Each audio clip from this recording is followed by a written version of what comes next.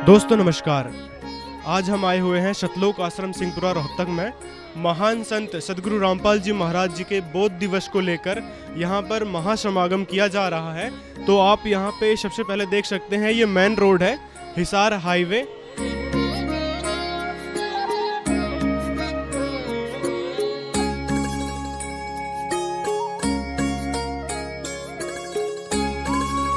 सामने सीधे देखेंगे तो ये एंट्रेंस है सतलोक आश्रम सिंहपुरा रोहतक का, और जस्ट उसके नज़दीक में ये जूता घर की व्यवस्था यहाँ पे की हुई है।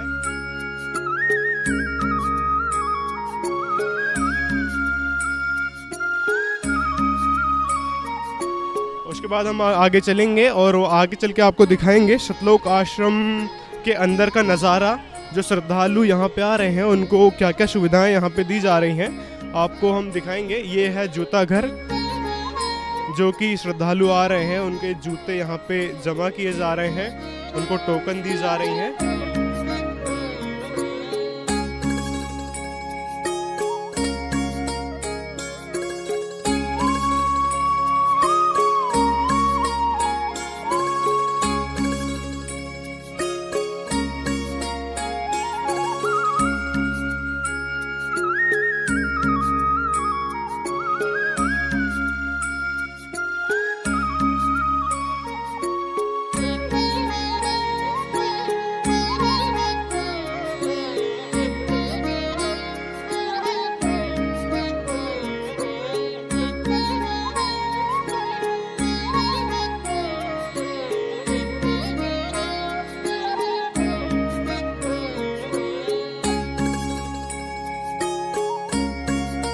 ये है सतलोक आश्रम सिंहपुरा रोहतक का एंट्रेंस।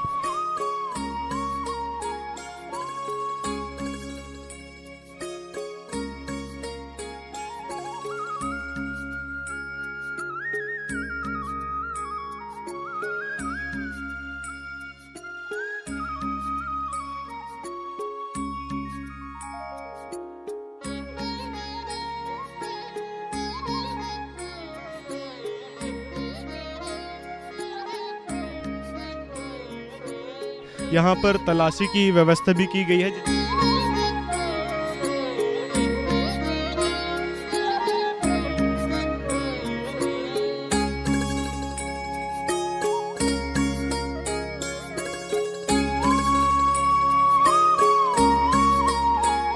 बैग चेकिंग की और तलाशी की यहाँ भी व्यवस्था है। माइयों की अलग से है और भगत भाइयों की अलग से है।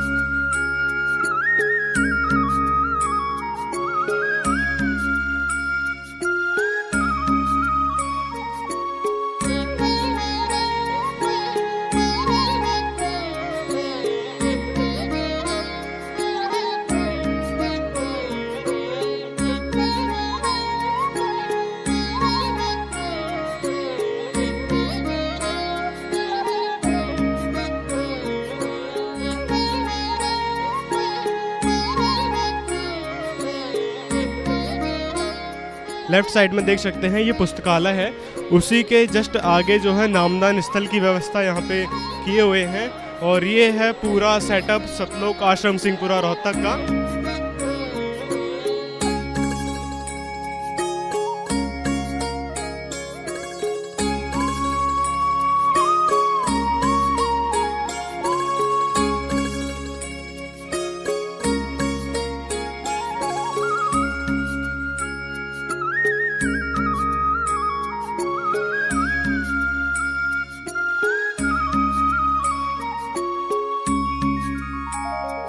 तो आप यहाँ पे देख सकते हैं ये है नामदान स्थल। यहाँ पे क्या व्यवस्था दी जा रही है जो श्रद्धालु यहाँ पे आ रहे हैं उनको? ये प्रथम मंत्र लेने के लिए व्यवस्था की गई है, और जो भी सतगुरुदेव रामपाल जी महाराज का ज्ञान समझ के और नाम दीक्षा लेना चाहते हैं उनके लिए यहाँ नाम दीक्षा दिलाने की व्यवस्था की गई है। उसके लिए पहले उनको नियम बताए जाते हैं, अगर कोई उन नियमों का पालन करता है तो उनको फिर नाम दीक्षा दिलाई जाती है। यहाँ सबसे पहला नियम है किसी भी प्रकार का नशा नहीं करना, किसी भी प्रकार की बुराई में उसमें नशे में सहयोग नहीं करना। और दूसरा नियम है किसी अन्य देवी देवताओं की पूजा नहीं करनी। जो विधि संत रामपाल जी महाराज बताते हैं शास्त्र अनुसार उसी विधि से भक्ति करनी होती है। तीसरा नियम है कोई भी किसी की मृत्यु हो जाती है तो उस पर आन उपासना या रीति रिवाज या क्रिया नहीं करनी होती। इस तरह और भी नियम है उन नियमों का पालन करने के बाद ही नाम दीक्षा दिलाई जाती है। जैसे आप बता रहे थे कि देवी देवताओं की भक्ति नहीं करनी होती, तो वो कहाँ तक जायज़ है? वैसे भी हमने बहुत सुन रखा है, लोग बोलते हैं कि संत रामपाल जी महाराज देवी देवताओं की भक्ति छुड़वाते हैं, और ये नियम में भी स्पष्ट लिख रखा है, आपने अभी बताया, तो उसका क्या कारण है? संत रामपाल जी महाराज ये नहीं कहते कि देवी देवताओं की भक्ति नहीं करनी। संत रामपाल जी महाराज बताते हैं जो हमारे शास्त्र में लिखा हुआ है उसके अनुसार ही भक्ति करनी होती है। और हम इसलिए कहते हैं कि देवी देवताओं की भक्ति नहीं करनी, वो भक्ति वो नहीं करनी जो हमने मनमाना आचरण हमारे को बताया गया समाज में। वो मनमाना आचरण छोड़ के जो शास्त्र में भक्ति लिखी विधि बताई गई है उसके अनुसार भक्ति करनी है। और केवल संत रामपाल जी महाराज ही बताते हैं वर्तमान समय में, और अन्य धर्म गुरुओं के पास वो विधि भी नहीं है। धन्यवाद। सत्साही। तो यहाँ पे देखा आपने, ये था नामदान स्थल, और यहाँ पे है पुस्तकालय। आइए हम पुस्तकालय में चलते हैं और वहाँ पे जो सेवादार हैं उनसे हम बात करते हैं, जायज़ा लेते हैं यहाँ का। नमस्कार सर। नमस्कार जी। यहाँ जो संत रामपाल जी महाराज के ज्ञान से संबंधित ये पुस्तकालय है, यहाँ पे सदगुरुदेव जी की दया से परमात्मा के ज्ञान से संबंधित ये सारी पुस्तकें रखी हैं और ये कैलेंडर रखे हुए हैं। वैसे बहुत कम कॉस्ट में, वैसे ये 10 रुपये की बुक होती है और इसको छपवाने में लगभग 30 रुपये खर्च आता है, 30 से 35 रुपये, जबकि सदगुरुदेव जी के आदेश अनुसार 10 रुपये में इसकी सेवा होती है। 10 रुपये की, मात्र 10 रुपये की? हाँ माँ जी, 10 रुपये की है, ये 100 रुपये की है, ऐसे करके ये सारी बुकें अलग अलग हैं। से भी कम में दी जाती हैं, जो छपवाने में खर्च आता है उससे कम में दी जाती है। जो हिंदू धर्म के सदग्रंथ है वो क्यों नहीं है? जी, हिंदू धर्म के सदग्रंथों का इन पुस्तकों में सदगुरुदेव जी ने सार रूप में भरा हुआ है। इसमें सारा ये जैसे ये फिर है हिंदू धर्म महान है, इसमें हिंदू धर्म की सारी बातें लिखी हुई हैं विस्तार से। कि जो सदग्रंथ है हमारे, उसका भी कहीं जिक्र है इन पुस्तकों में, या फिर महाराज जी ने अपने मन से लिख रखी है? सारा कुछ परमात्मा ने, सदगुरुदेव जी ने ये इनमें प्रमाण दे रखा है। गीता है, वेद है, कुरान है, बाइबल है, सभी सदग्रंथों के आधार पे उनमें जो चीज़ लिखी हुई है वो सब निकाल के सदगुरु जी ने सार रूप में इन पुस्तकों में लिखा हुआ है। सर वैसे तो जनता को ये विश्वास नहीं होगा, क्योंकि ये बहुत ही मोटी बुक है, जैसे रामायण है, गीता जी है, पवित्र पुराण है, वेद है, उसको आप इतनी छोटी सी किताब में कैसे भर सकते हैं? आप कह रहे हैं कि सभी सदग्रंथों का सार है इसमें, वो कैसे? वो ऐसे जैसे बहुत बड़ा जंगल होता है, वन होता है, अब उसमें से पूरे पेड़ को, पूरे जंगल को लाके वैद जड़ी नहीं बना सकता, उसमें जो जड़ी होगी मेन वो निकाल के और आपको दे दी जाती है रोगी को, और उसका रोग नाश हो जाता है। ऐसे ही संत रामपाल जी महाराज ने हमारे जो धर्म ग्रंथ हैं उनमें जो छुपी हुई गूढ़ रहस्य की बातें हैं परमात्मा प्राप्ति की, वो इन पुस्तकों में निकाल के हमें दे दी गई है और इन पुस्तकों में सारा लिखा हुआ है। आप देख सकते हैं हमारे पीछे यहाँ पे भंडारे की व्यवस्था की हुई है, भंडारा बनाने की व्यवस्था यहाँ पे की हुई है। तो चलिए हम अंदर चलते हैं और आपको दिखाते हैं कैसे यहाँ पे भंडारे बनाया जाता है।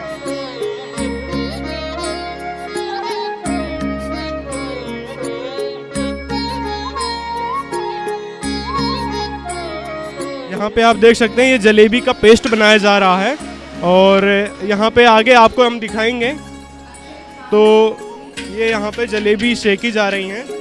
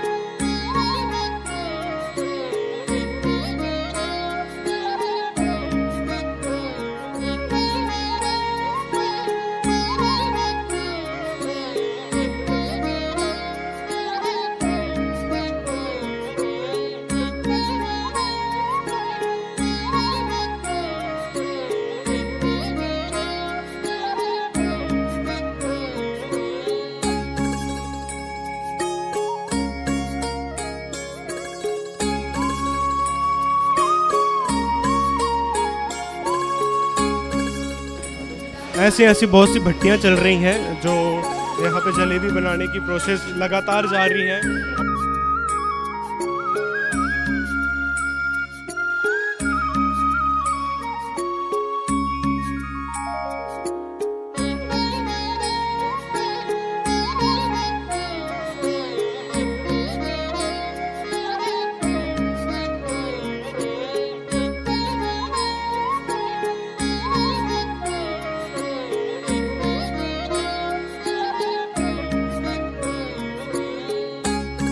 कहाँ लेके जा रहे हैं? अभी इसमें भंडार में लेके जा रहे हैं जी। तो यहाँ पे आप देख सकते हैं ये चाय की यहाँ पे व्यवस्था की हुई है।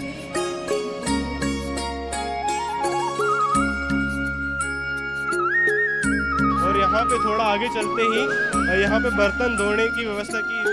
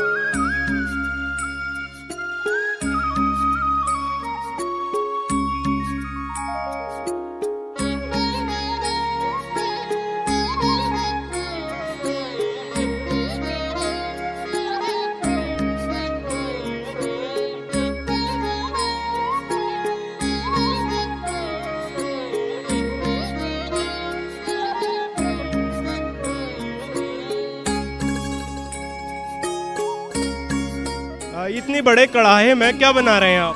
हलवा प्रसाद बनवा रहे हैं जी, जो भक्तों में जो संगत आएगी उसको वितरित किया जाएगा। देसी घी का हलवा है, वो वीटा घी के वो रखे हुए हैं टीन, वीटा घी प्रयोग होता है, देसी घी। फिर भी कितने समय लग जाता होगा हलवा तैयार होने में? हलवा तैयार होने में लग जाता है करीब आधा घंटा लग जाता है एक कढ़ाई तैयार होने में। तो दिन में कितनी बार बनाया जाता है ये? दिन में बनाया जाता लगभग 3-4 बारी बन जाता है। दिन भर लगातार चल रहा है ये हलवा बनाने की प्रोसेस? हाँ जी, लगातार चल रहा है। क्या क्या है इसके अंदर? इसके अंदर लड्डू और जलेबी है जी। लड्डू जलेबी दी जाएगी? हाँ जी।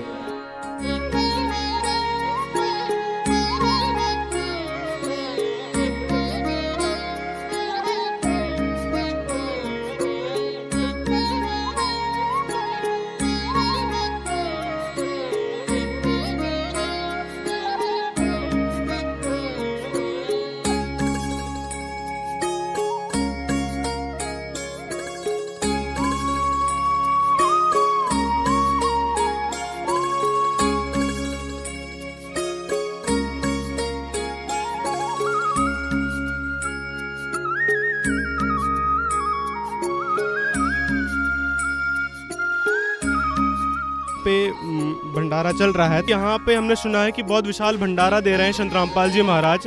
तो यहाँ पे भंडारे में क्या क्या व्यवस्था की हुई है?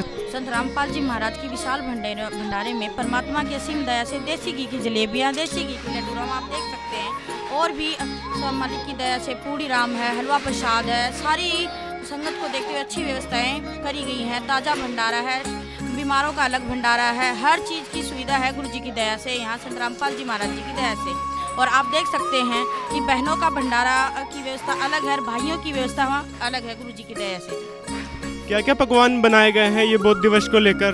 बौद्ध दिवस को लेकर गुरु जी की दया से हलवा प्रसाद है देसी घी में हमारे यहाँ लड्डू राम है, जलेबी राम है, परमात्मा की दया से पूड़ी राम है, राजमा और भी अन्य वैरायटियाँ बहुत सारी हैं परमात्मा की दया से। और एक अच्छी बात हमारे इस अमर बोध के भंडारे में, अमर बोध दिवस के भंडारे में है कि जगत हो चाहे भगत हो, सब के लिए निमंत्रण पत्र भेजा जाता है, सबको बुलाया जाता है, अमीर है गरीब है, यहाँ सब कोई भाई जगत से आकर भगत भी सब भंडारा पाते हैं जी। निःशुल्क सबकी व्यवस्था की गई है जी। बहन जी, ये भंडारा का टाइमिंग क्या है, कितने टाइम तक चलता है? ये टाइमिंग सुबह 5 बजे से शुरू होता है जी। गुरु जी की दया से, संत रामपाल जी महाराज की असीम कृपा से रात को 24 घंटे और 5 दिन ये देसी घी का भंडारा चलता है जी, कंटिन्यू।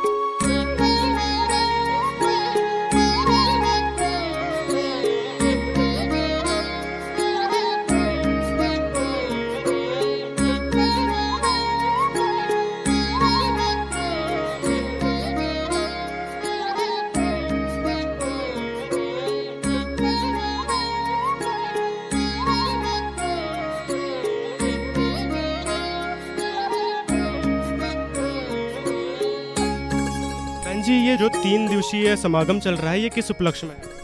आज के दिन में 17 फरवरी 1988 को परम पूज्य संत रामपाल जी महाराज जी ने नाम दीक्षा ग्रहण की थी। और वो इतना महत्वपूर्ण दिन था कि आज हमें उनकी वजह से हमें आज पूर्ण संत मिल गए और उनके बताए अनुसार भक्ति मार्ग में हमारा साझा हो गया। और गुरु जी महाराज जी कहते हैं कि बच्चों, जो ये 21 ब्रह्मांड है, ये सब काल का लोक है, इससे दूर निकलने के लिए हमें ये भक्ति विधि को अपनाना ही पड़ेगा। और जो इस भक्ति विधि को अपनाएगा वो ही सफल हो जा सकता है। आज का दिन हमारे लिए बहुत ही महत्वपूर्ण है। बहन जी, हम आपसे एक बात और जानना चाहेंगे, जैसे कि संत रामपाल जी महाराज अपने हर एक सत्संग प्रवचन में सभी के दुख व आपत्तियों को दूर करने का कहते हैं, ये कैसे मुमकिन है? क्योंकि संत रामपाल जी महाराज जी तो अभी जेल में है। संत रामपाल जी महाराज जी ने हमें पूर्ण भक्ति बताई है जो शास्त्रों के अनुसार है।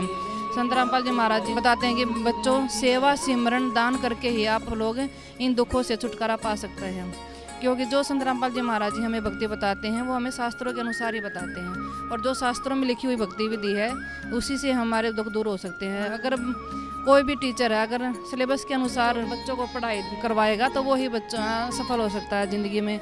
ऐसे ही संत रामपाल जी महाराज जी हमें शास्त्रों के अनुसार भक्ति बताते हैं। और यहाँ पर एक नहीं, हजारों लाखों भक्तों के सभी दुख दूर हुए हैं।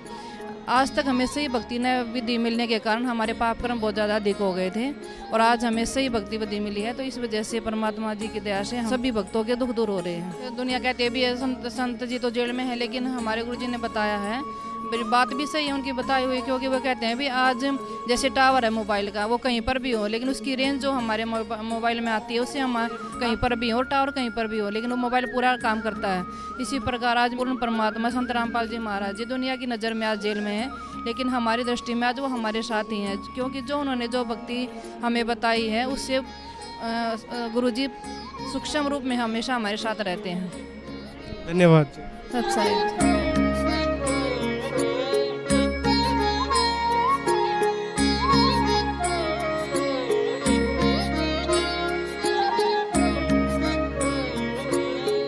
बहन जी, संत रामपाल जी महाराज जी के क्या उद्देश्य हैं?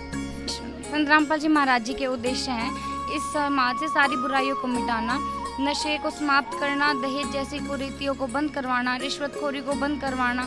और दहेज रूपी कुप्रथा को किस प्रकार खत्म कर रहे हैं संत रामपाल जी महाराज? जैसे कि आज आपने देखा, संत रामपाल जी महाराज जी के पावन सानिध्य में 17 मिनट में एक रामायणी संपूर्ण हुई है।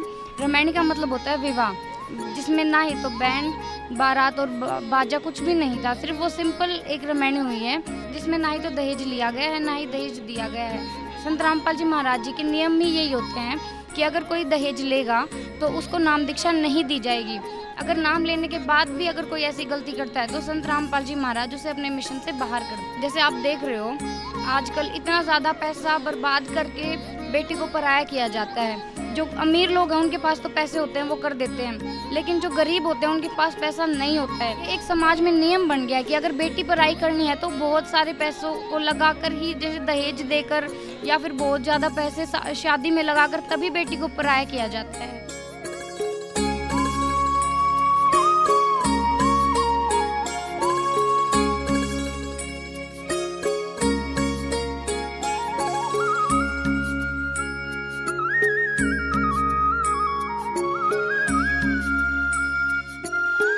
बहन जी, क्या नाम है?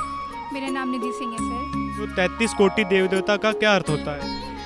संत रामपाल जी महाराज जी ने हमें बताया है 33 कोटि देवी देवता मतलब 33 करोड़ प्रकार के देवी देवता होते हैं। 33 करोड़ गिनती में 33 करोड़। जो हमारे 3 प्रमुख देवी देवता हैं, श्री ब्रह्मा जी, श्री विष्णु जी, श्री शिव जी। जैसे जल देव होते हैं, मतलब जल तो एक हमारा वस्तु हो गई, उसका जो कंट्रोलर होता है वो देव कहलाता है, तो जल देवता हो गए। ऐसे ही अग्नि कंट्रोलर जो होता है वो देवता हो गए, उसके कंट्रोलर अग्नि। इसी प्रकार के अन्य अलग अलग जैसे पृथ्वी के देवता हो गए, आकाश देवता हो गए, जो कंट्रोल करते हैं इन चीज़ों को, उनके कंट्रोलर हो गए। उसी प्रकार इस ब्रह्मांड को चलाने के लिए 33 करोड़ देवी देवता।